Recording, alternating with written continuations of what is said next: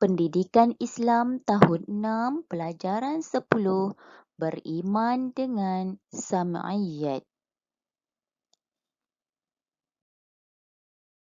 Apakah pengertian sam'iyat? Pengertian sam'iyat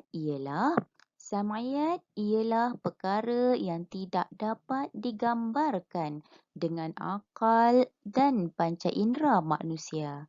Ianya hanya dapat diketahui melalui Al-Quran serta hadis.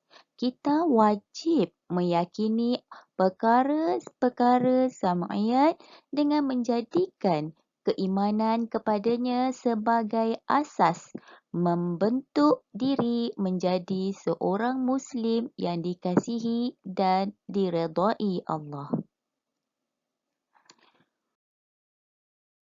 Dalil nakli kewajipan beriman dengan perkara sam'iyat ialah Bismillahirrahmanirrahim. Alladzina yu'minuna bil ghaib. Surah Al-Baqarah. Maksudnya iaitu orang-orang yang beriman kepada perkara-perkara yang ghaib. Contoh-contoh sam'iyat ialah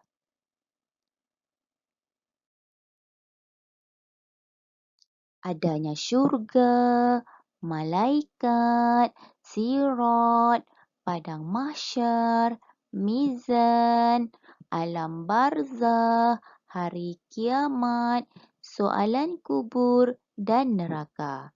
Ustazah ulang, contoh-contoh sam'iyat ialah syurga, malaikat, sirat, padang mahsyar, mizan, alam barzah, hari kiamat, soalan kubur dan neraka.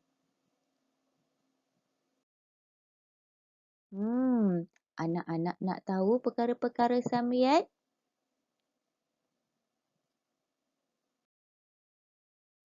Apakah alam barzah? Alam barzah ialah alam kubur yang dihadapi oleh semua manusia sebelum dibangkitkan kelak pada hari kiamat. Dalam alam ini, semua manusia akan didatangi oleh malaikat Munkar dan Nakir serta menghadapi soalan-soalan kubur.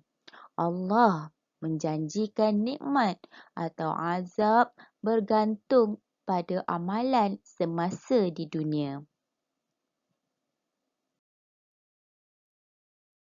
Apakah padang mahsyar? Padang mahsyar ialah tempat berkumpulan semua makhluk Allah setelah dibangkitkan daripada kubur.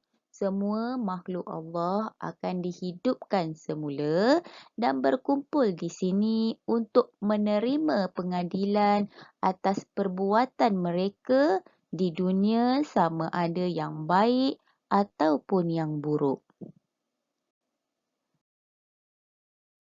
Keadaan di padang mahsyar sangat dahsyat sehingga menimbulkan rasa sangat takut dan cemas.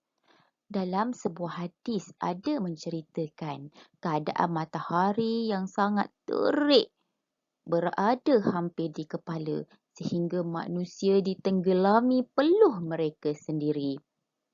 Para nabi, rasul dan orang yang soleh sahaja yang berada dalam keadaan aman dan tenang. Apakah mizan? Mizan ialah timbangan amalan yang akan dilalui oleh semua manusia.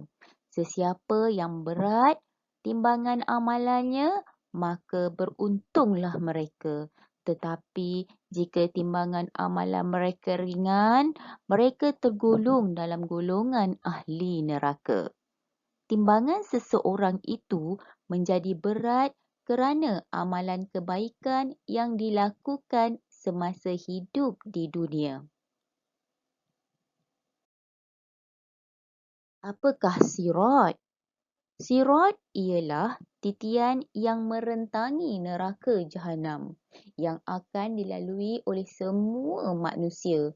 Hanya orang yang beriman dan bertakwa sahaja akan berjaya melintasi titian ini dengan selamat untuk menuju ke syurga. Hadis Nabi menggambarkan kepantasan melintas bergantung pada amal soleh semasa hidup di dunia. Ada yang melintasnya sepantas kilat dan ada juga yang tidak berjaya melintasnya lalu terjatuh ke dalam neraka. Mereka ialah orang-orang yang mengingkari perintah Allah. Apakah syurga? Syurga disediakan kepada mereka yang beriman dan beramal soleh. Keadaan syurga itu indah dan nyaman dan dipenuhi dengan kenikmatan. Terdapat taman-taman syurga yang indah dan mempersonakan dengan pancaran mata air dan sungai yang mengalir. Di dalam syurga ini, para penghuni akan menikmati rehat dan dengan sepuas-puasnya sambil menikmati pemandangan yang sangat indah dan ditemani oleh bidadari-bidadari. Penghuninya dipakaikan pakaian yang cantik daripada sutera serta dihiasi perhiasan daripada emas dan mutiara. Mereka akan dijamu dengan makanan dan minuman yang lazat serta mereka kekal di dalamnya. Apakah neraka? Neraka disediakan kepada mereka yang tidak mentaati perintah Allah. Keadaan neraka banyak digambarkan dalam Al-Quran dan hadis seperti keadaan yang sangat panas dengan api yang marak menyala. Hal ini menyebabkan penghuninya akan berasa amat terseksa dan terlalu dahaga. Selepas itu, mereka diberi minum seperti tembaga cair yang sangat panas. Kepanasan air ini menyebabkan muka-muka mereka hangus terbakar dan ususnya terpotong-potong. Allahu Akbar.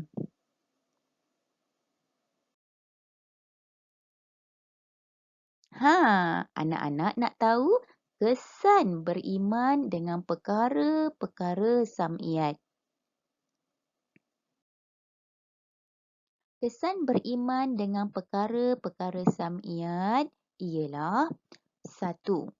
Menjadi manusia yang bertakwa. Bagaimana kita nak menjadi manusia yang bertakwa? Yakin dengan keadilan Allah dan kekuasaannya.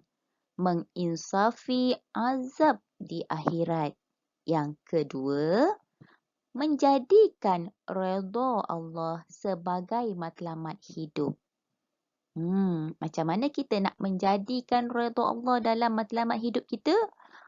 Menjadikan Al-Quran dan As-Sunnah panduan hidup. Mengisi masa dengan perkara yang berfaedah. Yang ketiga, melahirkan masyarakat yang sukakan kebaikan dan menghindari kemungkaran. Bagaimana? Dengan tolong-menolong dalam perkara kebaikan. Bersama-sama mencegah kemungkaran.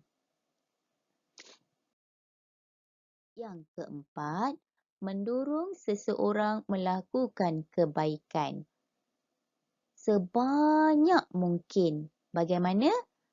Dengan membantu mereka yang memerlukan. Bersikap pemurah dan dermawan. Yang kelima, mentaati perintah Allah dan menjauhi perbuatan dosa. Bagaimana? Dengan istiqomah melakukan ibadah, fardu dan sunat. Hindari maksiat dan sifat yang keji. Rumusan untuk tajuk kita pada hari ini ialah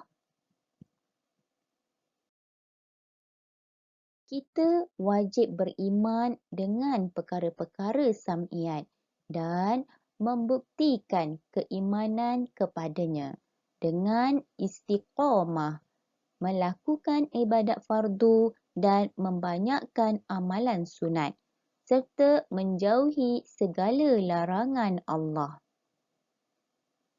Alhamdulillah. Sekian, terima kasih anak-anak. Kita jumpa lagi dalam PDPR yang akan datang.